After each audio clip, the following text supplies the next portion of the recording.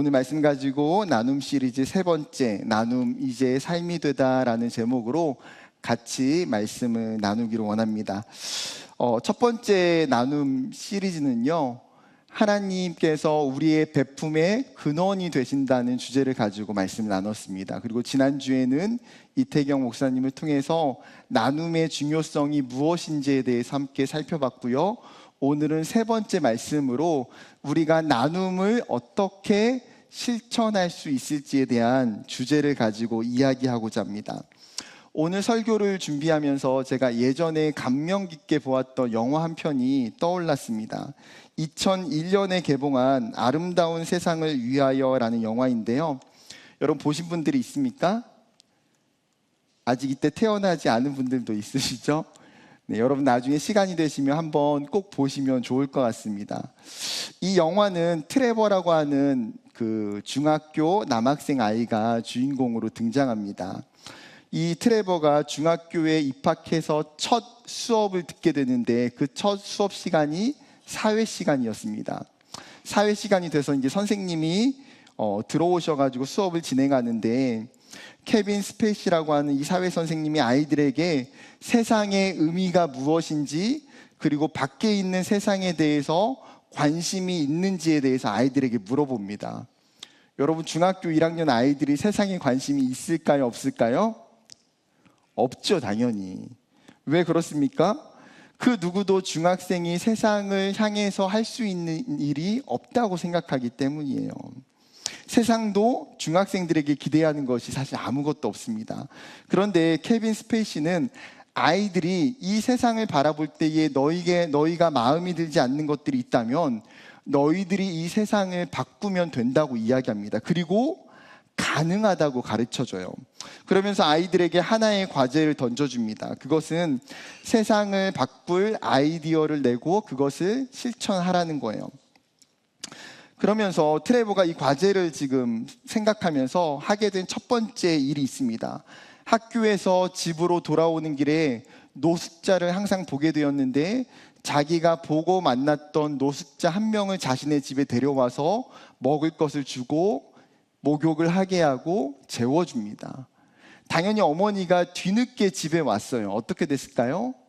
깜짝 놀라서 아이를 혼내면서 이 노숙자를 집에서 쫓아냅니다. 그런데 이 노숙자가 트레버가 베풀었던 그 사랑이 너무나 감사해서 나중에 그 집에 와서 고장난 자동차를 고쳐주게 돼요.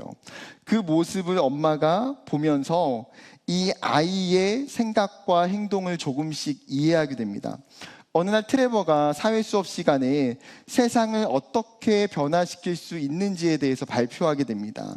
칠판에 그림을 그리면서 설명하는데 은혜를 받은 한 사람이 만약에 자신이 돈을 빌렸다면 그 사람에게, 자신에게 돈을 빌려준 사람에게 다시 페이백, 돈을 갚는 것이 아니라 은혜를 받은 사람이 다른 3명의 사람에게 또 다른 은혜를 베풀어 주는 거예요. 그러면 3명이 9명이 되고 9명은 27명이 되고 27명은 81명이 됩니다. 그렇게 하면 온 세상이 변화될 수 있다고 이야기해요. 여러분 이 영화를 보면서 트레버가 주장하는 원리가 사실 어려운 게 아닙니다. 어쩌면 세상을 변화시키는 일은 굉장히 쉬운 일일 수도 있어요. 그런데 세상이 변화되기 위해서는 트레버처럼 누군가 실제적으로 나누고 베풀며 살아가는 사람이 필요하다는 거예요. 여러분 나눔의 실제가 나타나야 기적이 일어나고 세상의 변화가 일어납니다. 영국의 자선구호재단이었던 CAF에서 매해마다 기부와 관련된 설문조사를 진행하면서 세계 기부지수를 산출합니다. 여기에는 3가지의 조사 항목이 있습니다. 첫 번째는 자선단체에 기부한 적이 있습니까? 두 번째는 봉사활동을 한 적이 있습니까? 세 번째는 도움이 필요한 낯선 사람을 도와준 적이 있습니까? 이 3가지 항목을 토대로 여러 나라마다 기부 지수를 산출하게 되는데 119개의 국가 중에서 우리나라는 몇 위 정도 될까요, 여러분? 상중하 중에 어디에 속할까요? 우리나라는 2022년에 88위, 2023년에 79위였습니다. 어쩌면 세계 기부 지수로 보면 최하위권에 속하는 나라예요. GDP가 무려 11에서 13위에 해당하는 경제 대국이고 기독교 인구가 15에서 20%이지만 실제로 우리가 나누고 베푸는 것에 굉장히 뒤처져 있음을 보게 됩니다. 여러분, 그러면 1위는 어디일까요? 2017년부터 2023년까지 부동의 1위는 인도네시아입니다. 인도네시아뿐만 아니라 1위부터 10위까지 상위권에 있는 나라들을 살펴보면 전쟁 중에 있는 우크라이나, 아프리카의 작은 나라인 라이베리아, 동남아의 미얀마, 아프리카의 나이지리아 등이 우리나라보다도 훨씬 더 가난함에도 불구하고 기부지수가 높습니다. 여러분, 이 사실이 우리에게 가르쳐주는 것이 무엇입니까? 나눔은 물질적으로 풍요하기 때문에 일어나는 자연적인 현상이 아니라는 거예요. 내가 부유하고 넉넉하기 때문에 나의 상황과 환경이 남들보다 좋기 때문에 나누는 것이 결코 아닙니다. 나눔은 어쩌면 개인의 가치와 문화에 의해서 개인의 의지와 결단에 의해서 일어나는 거예요. 그렇다면 여러분, 세계 기부 지수의 이 세 가지의 항목을 이제는 우리 자신에게 한번 생각해 봤으면 좋겠습니다. 여러분은 1년 동안 자선재단에 기부한 적이 있습니까? 여러분은 1년 동안 봉사활동을 했던 적이 있습니까? 여러분은 1년 동안에 도움이 필요한, 내가 알지 못하는 낯선 사람에게 도움을 주었던 경험이 있습니까? 누군가는 정말 기쁜 마음으로 예스라고 말할 수 있는 청년들이 있을 거예요. 사역을 하면서 정말 많은 청년들이 열심히 교회와 세상에서 봉사를 하고 물질을 나누는 청년들을 보게 됩니다. 그러나 또 한편으로는 이 시대의 현상과 마찬가지로 자신의 삶을 돌아보면 나눔이 없는 청년들도 분명히 있을 거예요. 미로슬라브 교수님이 쓰셨던 베품과 용서라는 책에서 나눔을 방해하는 죄의 양상에 대해서 언급하는데 두 가지를 이야기하고 싶은데, 첫 번째는 이기심입니다. 여러분, 인간이 가지고 있는 죄의 본성 중에서 철저하게 이기심이 있어요. 우리 자신의 이익을 추구하고 이웃의 영예보다는 자신의 영예가 훨씬 더 강해요. 예를 들어서 누가복음 12장에 보게 되면 한 부자가 나옵니다. 이 부자는 말할 수 없이 소출이 넉넉하고 재산이 많습니다. 분명히 넉넉한 소유가 있기 때문에 나눌 수 있는 상황임에도 불구하고 부자가 어떻게 행동합니까? 더 큰 창고를 짓고 더 많이 소유하고자 열심을 냅니다.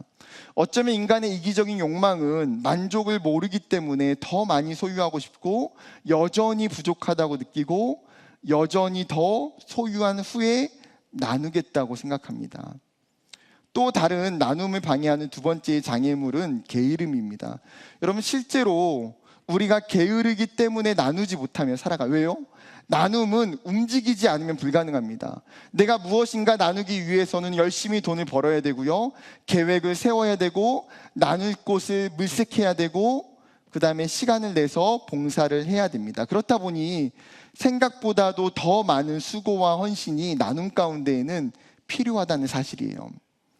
그런데 우리 안에 있는 게으름은 실제적인 행동을 방해하면서 계속 제자리에 머물며 나눔의 책임을 회피하게 만듭니다.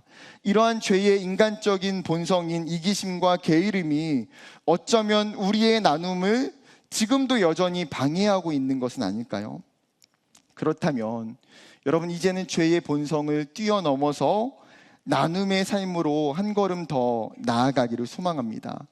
오늘 읽었던 레위기 19장에 보게 되면 오늘 말씀이 우리에게 나눔의 삶이 무엇이고 어떻게 나누는 삶을 살아야 되는지에 대해서 정확하게 가르쳐주고 있어요.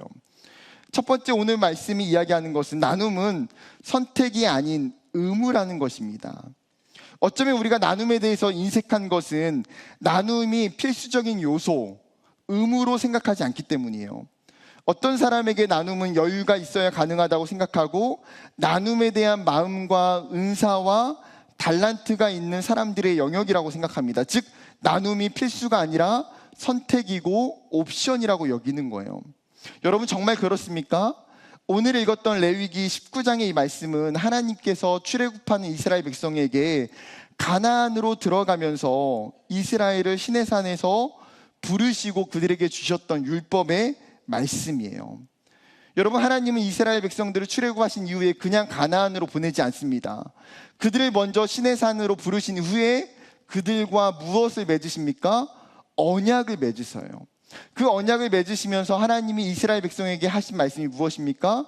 내가 모든 민족들 중에서 너희가 하나님의 소유가 되게 하고 제사장 나라와 거룩한 백성이 되게 하시겠다고 말씀하세요. 그리고 그 언약의 증표로 너희에게 율법을 허락해 주신다고 말씀하세요. 여러분, 율법은 하나님의 백성들이 지켜야 할 기준과 방법들을 정확하게 가르쳐 주는 것이고, 이스라엘은 어쩌면 이 율법을 지킴으로 말미암아 하나님과의 온전한 언약의 관계가 유지되고 하나님의 뜻에 따라서 바르게 살아가는 것이 가능해요. 즉, 율법은 언약 당사자인 이스라엘로 하여금 반드시 지켜야 하는 절대적인 의무가 있는 거예요. 그렇다면 여러분, 오늘 본문에서 정확하게 이야기하고 있는 율법의 내용이 무엇입니까? 하나님 뭐 하라고 말씀하세요? 너희가 가나안 땅에 들어가서 추수하게 될 때에 밭에 한 모퉁이를 남겨놓으라는 거예요. 고대 사회에 지금 여기서 이야기하는 밭의 한 모퉁이는 60분의 1에 해당하는 아주 작은 부분이에요. 즉, 추수하는 밭의 그 한 부분을 손대지 않고 그냥 남겨두는 것 뿐만 아니라 떨어진 이삭도 줍지 말고 포도원의 열매도 그대로 두고 과수원의 과일 나무도 떨어진 것이 있으면 줍지 말고 내버려 두라고 이야기하십니다. 그런데 이 말씀이 다시 한번 언제 등장합니까? 신명기의 말씀에 또 등장해요.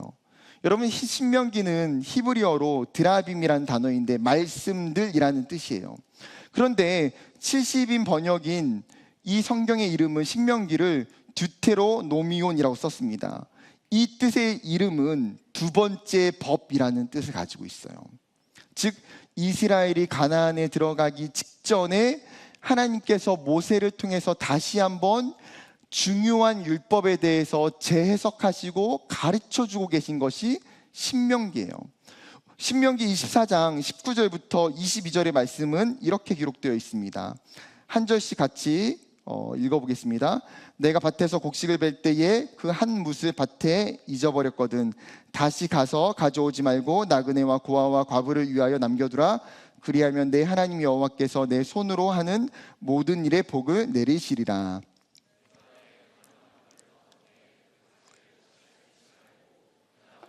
객과 고아와 과부를 위하여 남겨두며 내가 내 포도원의 포도를 딴 후에 그 남은 것을 다시 따지 말고 객과 고아와 과부를 위하여 남겨두라. 너는 애굽 땅에서 종 되었던 것을 기억하라. 이러므로 내가 내게 이 일을 행하라 명령하노라. 지금 하나님께서 모세를 통해서 주셨던 레위기의 율법이 지금 더 구체적으로 신명기에 기록되고 있어요. 여러분, 이것이 의미하는 바가 무엇입니까? 여러분, 레위기에 있었던 율법이 신명기에 모두 다 적혀 있는 것은 아니에요. 그런데 하나님은 이 말씀을 정확하게 지금 신명기에서 이야기하고 계세요. 여러분, 이것이 의도하는 바가 무엇입니까? 지금 나누는 삶이 이스라엘이 가나안 땅에 들어간 이후에 반드시 잊지 말고 살아야 되는 의무라는 거예요. 즉, 선택의 문제가 아니라 필수의 문제임을 지금 성경이 정확하게 우리에게 가르쳐 주고 있는 것이죠. 미로슬라브 교수님이 베품과 나눔이라는 책에서 이런 이야기를 합니다. 인용하겠습니다. 어떤 것들이 내게 주어졌다고 해서 그것이 꼭 내 것인 것은 아니다. 비록 내 수중에 있기는 하지만 그 가운데 일부는 궁핍한 이웃의 것이기도 하다. 나는 그것들을 나누어 줄 의무가 있는 것이다. 만일 내가 하나님께서 베푸신 선물들의 흐름을 막는다면 나는 선물을 베푸시는 하나님께 실패한 것임을 물론이고 그것들을 받기로 되어 있는 사람들에게도 실패한 것이다. 그들은 하나님의 선물을 받을 권리가 있고 나는 주어야 할 의무가 있다. 나에게 주어진 의무는 내게 선물을 주셔서 그들에게 전하게 하시는 하나님 때문이다. 여러분, 맞습니다. 우리에게 나눔은 무엇이라고요? 선택이 아니라 의무라는 거예요. 하나님께서 나에게 베푸신 것을 당연히 받아야 되는 권리가 있는 사람에게 나누어야 할 의무가 우리에게 주어진 것이에요. 여러분, 그렇기에 나눔이 실천되기 위해서는 내 삶에 있는 나눔이라고 하는 이 위치를 재설정하는 것이 필요합니다. 왜 그렇습니까? 어쩌면 우리의 삶의 나눔이라고 하는 영역은 굉장히 멀리 있을 수 있어요. 지금 나에게 지금 당장 중요한 것이 아닐 수 있어요. 그런데 이제는 내 삶의 가장 중요한 위치 안으로 나눔이 들어와야 돼요. 이제는 삶의 근거리에 일상 안에 나눔이 들어와 있어야 됩니다. 이스라엘의 율법을 듣고 나눔을 실천하는 것이 당연했던 것처럼, 사랑하는 여러분, 하나님이 우리에게 주신 율법 가운데에 지금 나눔을 우리에게도 동일하게 요청하고 명령하고 계심을 깨닫는 저와 여러분이 되기를 주님의 이름으로 축복합니다. 두 번째 메시지는 나눔을 위해서는 나의 일부분을 남겨두어야 한다는 거예요. 여러분, 오늘 본문을 다시 한번 볼 텐데 동사를 주의 깊게 눈여겨보았으면 좋겠습니다. 너희가 너희의 땅에서 곡식을 거둘 때에 너는 밭 모퉁이까지 다 거두지 말고 내 떨어진 이삭도 줍지 말며 내 포도원의 열매를 다 따지 말며 내 포도원에 떨어진 열매도 줍지 말고 가난한 사람과 거류민을 위하여 버려두라. 나는 너희의 하나님 여호와이니라. 여러분, 계속해서 반복되고 있는 표현이 무엇입니까? 다 거두지 말고 남겨두라. 여러분, 이것이 핵심이에요. 누군가 이렇게 질문할 수 있습니다. 목사님, 내 밭에서 내 곡식을 전부 거두는 것이 잘못입니까? 그것이 죄입니까? 여러분, 자본주의적인 입장에서는 전혀 문제가 되지 않아요. 그러나 내가 타인의 것을 훔친 것도 아니고 열심히 땀 흘린 추수의 열매를 거두는 건 마땅한 일입니다. 그런데 하나님은 이스라엘에게 어떻게 말씀하세요? 남겨두라고 명령하고 계세요. 왜 그렇습니까? 이것이 하나님 나라의 법칙이고 원리이기 때문이에요. 여러분, 우리는 개인으로 존재할 뿐만 아니라 하나님 나라에 속해서 살아가는 존재이고, 하나님의 나라는 우리 개인적 구원뿐만 아니라 하나님을 중심으로 살아가는 모든 사람들이 함께 한 공동체임을 강조하고 있기 때문이에요. 그래서 성경은 끊임없이 우리에게 이야기하는 것이 무엇입니까? 너희가 서로 사랑하라, 서로 돌보고 섬기라고 요청합니다. 모이기를 권면하고요, 서로 하나 되기를 요청해요. 함께 예배하기를 권면하고 서로의 필요를 채워가라고 우리에게 요청하고 있습니다. 신약의 초대교회는 이러한 원리가 실제로 나타나고 있음을 우리에게 보여줍니다. 사도행전 2장 44절과 45절입니다. 같이 읽어볼까요? 시작. 믿는 사람이 다 함께 있어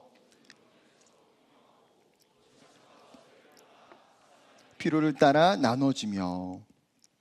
여러분, 초대교회 공동체가 어떻게 했습니까?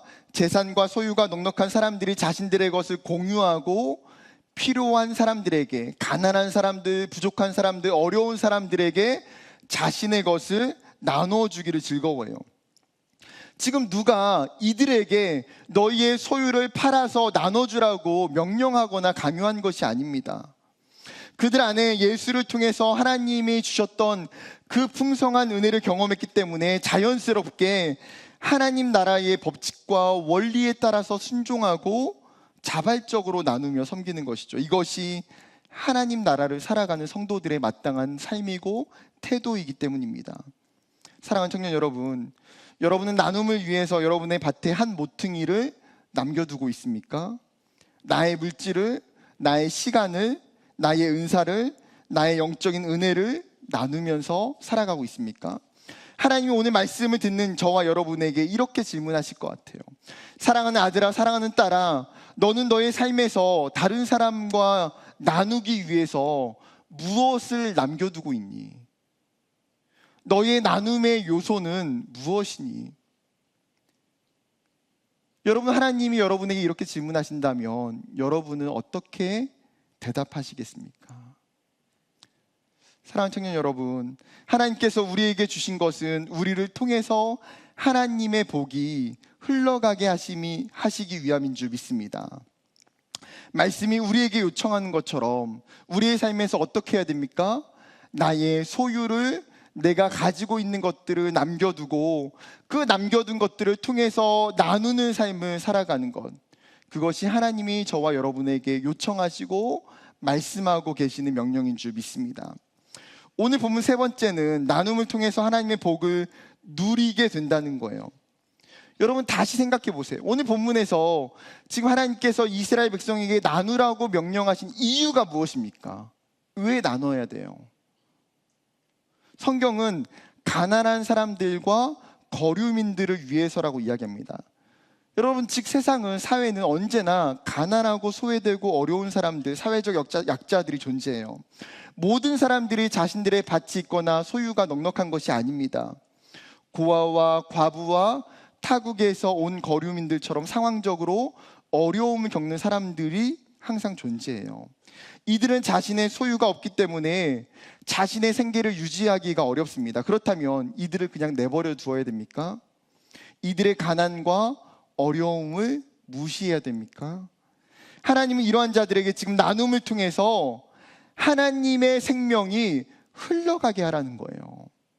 나눔은 가난한 자들을 살리는 생명의 장치가 되었고, 그들의 절망과 고통이 있는 자들에게 위로와 소망을 주는 힘이 되었어요. 여러분, 구약의 룻기는 이 사실을 정확하게 보여줍니다. 룻기의 주인공이었던 룻이라고 하는 여인은 이스라엘 사람이 아니라 모압 사람이에요. 그녀는 고국인 모압에서 시아버지와 남편이 전부 죽게 되자 시어머니를 따라서 이스라엘 베들레헴으로 이주해서 왔습니다. 당연히 베들레헴에 왔지만 아무것도 가진 것이 없는 굉장히 어려운 상황이에요. 그럼에도 룻은 시어머니를 봉양하기 위해서 어떻게 합니까? 다른 사람의 밭에 나가서 떨어진 이삭을 주어서 시어머니를 봉양했습니다. 룻기 2장 2절과 3절은 이렇게 기록되어 있습니다. 모압 여인 룻이 나오미에게 이르되 원하건대 내가 밭으로 나가 내가 누구에게 은혜를 입으면 그를 따라서 이삭을 줍겠나이다 하니 나오미가 그에게 이르되 내 따라 갈지어다 하매 룻이 가서 베는 자를 따라 밭에서 이삭을 줍는데 우연히 엘리멜렉의 친족 보아스에게 속한 밭에 이르렀더라. 지금 아무런 소유가 없는 나오미와 룻을 살게 해준 것은 무엇 때문입니까? 하나님께서 만들어 주신 레위기의 율법 때문이에요. 룻은 이 율법의 수혜자가 되었습니다. 룻은 이로 말미암아 보아스에게 속한 밭에 나가서 출수하는 일꾼들의 뒤를 따라다니면서 그들이 흘린 이삭을 주워 담았어요. 그리고 그 이삭을 가지고 자신과 어머니의 생계를 유지하고 새로운 삶을 시작할 수 있게 됩니다. 여러분, 즉 우리가 무엇인가를 나눌 때에 그 나눔을 통해서 나눔을 받는 대상에게 하나님의 복이 임하게 된다는 거예요. 나눔을 통해서 하나님의 사랑이 전해지고요, 위로가 전해지고 하나님의 은혜가 그 사람에게 임하게 돼요. 나눔을 통해서 그 사람이 살아나게 되고 회복되게 돼요. 여러분, 어쩌면 우리도 살아가면서 누군가의 나눔을 통해서 분명하게 그러한 경험들을 해본 적이 있을 거예요. 여러분, 뿐만 아니라 나눔은 나누는 당사자에게도 하나님의 복이 임하게 됩니다. 아까 읽었던 신명기 24장 19절의 말씀은 이렇게 이야기합니다.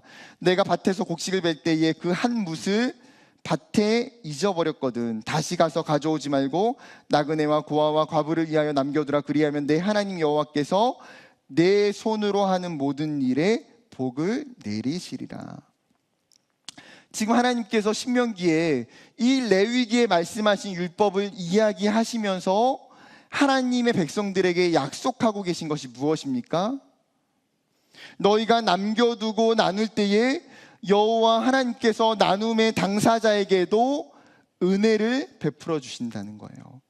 여러분, 복의 근원이 되신 하나님은 베푸는 자들의 손이 비워지지 않게 채워주시는 은혜의 하나님이신 줄 믿습니다. 그분은 더 많은 것을 우리로 하여금 나눌 수 있도록 가득히 채워주시는 은혜의 하나님이세요. 여러분, 하나님은 나누는 자들로 하여금 그 하나님의 뜻이 이루어지게 하시고 우리가 그 하나님을 경험하고 하나님의 놀라운 은혜를 받을 수 있는 특권을 누리게 하셨어요.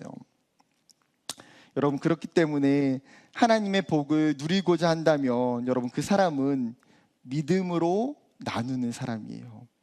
기쁨으로 베푸는 사람입니다.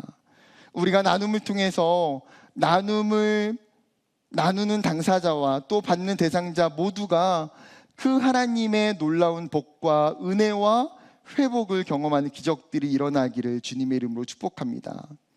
그렇다면 한 걸음 나가서 나눔의 삶을 위해서 이제 두 가지를 함께 여러분에게 도전하고자 합니다. 첫 번째 도전은 여러분 청년의 때에 끊임없이 나눔을 연습하고 실천하고 도전하기를 축복합니다. 룻기에서 보았던 것처럼 여러분 이스라엘은 하나님이 율법에서 말씀하셨던 그 명령을 실천하고 순종했습니다. 지금 몇천 년이 지난 지금도 여전히 유대인들은 자녀들에게 기부 교육을 철저하게 시키기로 유명합니다. 매주 금요일 저녁이 되면 유대인 가정에서는 어머니가 양초에 불을 붙이고 아버지가 어린아이의 머리에 손을 얹고 축복 기도를 하는 시간이 있습니다. 어머니가 양초에 불을 붙일 때에 아이는 미리 받아둔 동전이나 자기가 가지고 있는 동전 중에서 기쁜 마음으로 구제 상자에 그 동전을 넣습니다. 그리고 그 돈이 모아질 때에 힘들고 어려운 이웃을 돕는 일에 사용합니다.